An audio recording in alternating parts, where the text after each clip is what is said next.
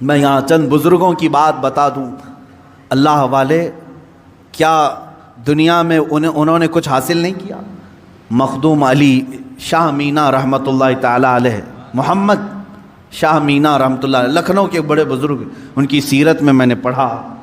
جانتے ہیں عبادت بھی کیسے کرتے تھے؟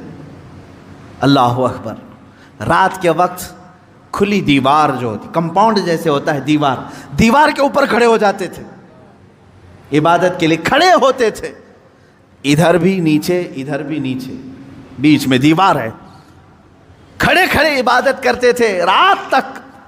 لوگ کہتے کہ حضور مسجد ہے، نیچے صحن ہے، آرام سے کریں۔ کہتے جب آرام ملتا ہے تو نیند آ جاتی ہے، آرام ملتا ہے تو نیند آ جاتی ہے۔ میں دیوار پر کھڑا ہوتا ہوں اور رات کو نیند آتی ہے تو کبھی کبھار دیوار سے گر جاتا ہوں۔ تو کہا گر جاتے ہیں پھر بھی کھڑے ہوتے ہیں؟ کہا ہاں، جو جسم غافل ہوگا اس کی سزا یہی ہے کہ وہ دیوار سے گرایا جائے۔ جو اپنے مولا سے غافل ہو اس کی سزا یہی ہے کہ اسے گرایا جائے۔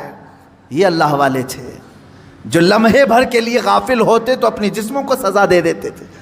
حضرت سیدنا ابو بکر شبلی رحمۃ اللہ تعالی علیہ، یہ ہمارے سلسلہ قادریہ کے بڑے بزرگ ہیں۔ بحر شبلی شیر حق دنیا کے کتوں سے بچا، ایک کارک عبد واحد بے ریا کے واسطے۔ ہم شجرہ میں پڑھتے ہیں ان کا نام، حضرت ابو بکر شبلی رحمۃ اللہ علیہ، بغداد شریف کے بزرگ ہیں۔ سیدنا امام اعظم ابو حنیفہ رضی اللہ تعالیٰ عنہ کے پڑوس میں دفن ہیں۔ آپ جب رات کو ذکر الہی کے لیے کھڑے ہوتے یا عبادت کے لیے کھڑے ہوتے، ایک مرتبہ ایسا ہوا کہ آپ کو جھپکی آئی، نیند آئی۔ یہاں تو لوگ رات تو چھوڑے جمعہ میں سوتے ہیں، بہت سارے لوگ تو جمعہ میں اپنی نیند کمپلیٹ کر کے آتے ہیں، پتہ ہی نہیں چلا کہ امام کب کھڑا ہوا، اقامت کب ہوئی، خطبہ تو پورا نیند میں چلا گیا۔ واللہ عالم سوتے ہیں یا پھر کشف کرتے ہیں، مراقبہ کرتے ہیں، چوتھی منزل پر پہنچتے ہوں گے۔ عزیزان گرامی، یہ وہ دل سوتا ہے جسے اپنے رب تعالیٰ کی طرف توجہ نہیں ہوتی۔ وہ آیا ہے رسم ادا کرنے کے لیے، وہ آیا ہے لوگوں کے دکھاوے کے لیے۔ دل کی توجہ اور دل کی حضوری ہو تو نیند کہاں کی۔ حضرت ابو بکر شبلی رحمۃ اللہ تعالی علیہ، رات کے وقت جھپکی آ گئی، تھوڑا سا اونگ آئی، کیا کیا جانتے آپ؟ وہ کھڑے ہوئے ہیں۔ پہلی مرتبہ رات میں ایسا ہوا کہ مجھے اونگ آ گئی، کیسا ہوا؟ اس کے بعد گئے، سرما لگانے کی سلائی لے کر نمک میں پھیرا اور نمک پورا آنکھوں میں لگایا۔ آنکھوں میں نمک لگاتے، ذرا لگا کر کے دیکھو اپنی آنکھوں میں نمک کیا حالت ہوگی۔ سیدنا ابو بکر شبلی رحمۃ اللہ علیہ کی آنکھوں سے خون رستا تھا، خون رستا تھا، ٹپکتا تھا، اور اسی حالت میں وہ عبادت کرتے تھے۔ لوگوں نے پوچھا کیا یہ اس طرح سے کرنا صحیح ہے آپ کا؟ اپنی آنکھوں کو آپ نے نمک میں ڈال دیا۔ وہ ہنستے تھے، کہا یہ غافل آنکھوں کی تو بہت چھوٹی سزا ہے، بہت چھوٹی سزا ہے کہ میں نے نمک پھیر دیا۔ اگر اسی طرح زندگی بھر غافل رہی تو اس میں تو آگ کی سلائیاں پھیری جائیں گی، آگ کی سلائیاں پھیری جائیں گی، میں تو نمک پھیر رہا ہوں۔ عزیزان گرامی، وہ کہا کہاں ہو تم، کس جگہ پر کھڑے ہو؟ آج اپنا مقصد زندگی کو تو سمجھ لو، مجھے کیوں پیدا کیا تھا رب تعالیٰ؟ کیا اسی لیے کہ لوگوں کے تانے، لوگوں کو کی جاسوسی میں اپنی پوری زندگی گزار دوں؟ کس کے گھر میں کیا پک رہا ہے وہی بات کرتے بیٹھا رہا ہوں، کس کی بیوی کیسی ہے وہ ڈسکس کرتا بیٹھا رہا ہوں، کس کے گھر میں ابھی کتنے شادی کے لوگ ہیں وہ ڈسکس کرتا بیٹھا رہا ہوں، کس کی دکان ٹھپ پڑ رہی ہے یہ ڈسکس کرتا بیٹھا رہا ہوں؟ تمہاری زندگی اسی لیے ہے، پوری دنیا بھر کے گلے تانے اور شکوے، غیبت، چغلیاں اس کے لیے ہے۔ میرے عزیزو، اپنی زندگی کا مقصد سمجھو، اور آج کے بعد یہ طے کر لو کہ میں دکان میں ہوں کہ مکان میں ہوں کہ راستے پر ہوں، لوگوں کی عیب جوئی کرنے سے بہتر ہے کہ میں اللہ کو سبحان تو کہوں، میں کہوں سبحان اللہ سبحان اللہ سبحان اللہ، ما اعظم شانک، اے اللہ تو کتنا بلند ہے، تیری شان کتنی بڑی ہے۔ لیکن اس کی تعریف میں جتنے جملے نکلے وہ تمہاری نیکیوں کے پلے کو اتنا بھر دیتے ہیں کہ قیامت کے دن تم فخر کے ساتھ اٹھائے جاؤ۔ اپنے ان اوقات کو فضولیات میں نہ برباد کرو، فضولیات میں نہیں۔ اب آخری بات میں ایک عرض کر دوں، سیدنا عمر فاروق رضی اللہ تعالیٰ عنہ کی ایک وصیت مجھے یاد آتی ہے۔ دنیا میں ہم جو کچھ بھی کر لیں یہ یہیں رہ جائے، جتنا بھی ہو۔ آپ نے 2 وصیتیں کی تھی اپنے انتقال سے پہلے، کہا میری قبر چھوٹی بنانا، بس بہت زیادہ لمبی چوڑی نہیں، چھوٹی سی، اتنی کہ ایک کروٹ بھی نہ ہو، چھوٹی قبر بنا کر کے مجھے دفن کرنا۔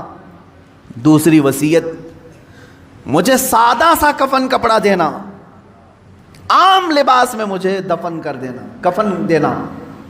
جبکہ حدیث پاک میں ہے، حضور صلی اللہ علیہ وسلم نے فرمایا کفنوا موتاکم باحسن اثوابکم، اپنی میتوں کو اچھے سے اچھا کفن دو، جتنا وہ عید بقرعید میں قیمت کا کپڑا پہنتے تھے اتنی قیمت کا کپڑا انہیں کفن میں دو۔ یہ مسئلہ ہے۔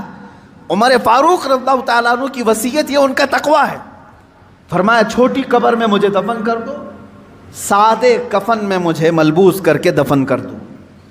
پوچھا گیا لوگوں نے آپ سے کہ ایسا آپ کیوں فرما رہے ہیں؟ توجہ چاہتا ہوں، یہی 2 چیزیں ہمیں ہمارے مقصد تک لے جا سکتی ہیں۔ فرماتے ہیں اے لوگو، اگر تم نے مجھے امیر المومنین سمجھ کر کے، بڑا سمجھ کر کے بڑی لمبی چوڑی قبر کھود دی، شاندار قبر بنا کر کے دفن کیا، ہونا کیا ہے؟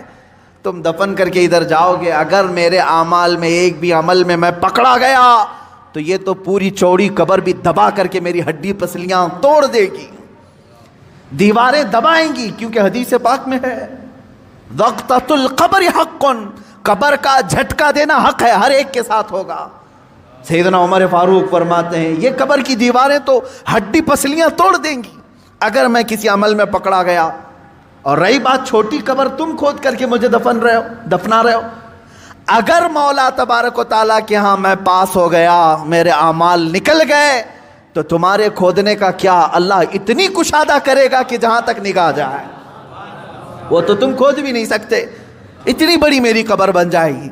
اسی لیے میری قبر کا دار و مدار زندگی کے اعمال پر ہے، تمہارے بنانے پر نہیں، تم چاہے جیسی بھی بناؤ۔